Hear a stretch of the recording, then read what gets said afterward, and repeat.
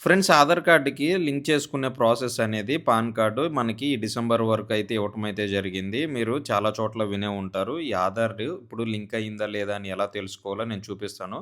ముందుగా మీరు chrome browser అయితే ఓపెన్ చేసి అక్కడ ఇన్‌కమ్ టాక్స్ అని చెప్పేసి మీరైతే టైప్ చేయండి. మనకి టైప్ చేయంగానే ఫస్ట్ వెబ్‌సైట్ అయితే మీరైతే ఓపెన్ చేయాలన్నమాట.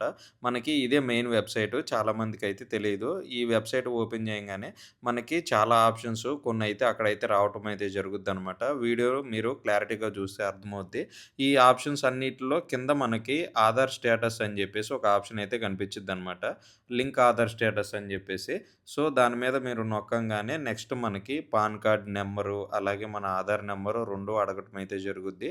మీరు ఏం జేస్తారంటే రెండిటిని అక్కడ ఎంటర్ చేసి ఆటోమేటిక్‌గా మీరు సబ్మిట్ కొట్టంగానే మనకి లింక్ అయిందా లేదా అని చెప్పేసి ఒక నోటిఫికేషన్ అయితే రావటం అయితే జరుగుద్ది.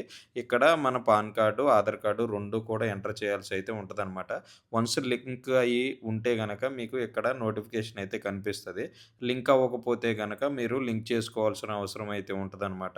మనకి ఈ డిసెంబర్ వరకే లాస్ట్ డేటు. మనం చాలామంది చాలా ఇన్‌కమ్ టాక్స్‌లు ఇయన్నీ కడుతూ ఉంటాం. ఇది మస్ట్ అండ్ షుడ్ అనమాట. మీలో ఎవరికన్నా తెలియకపోతే వీడియోని షేర్ చేసి సబ్స్క్రైబ్ జేసుకోండి.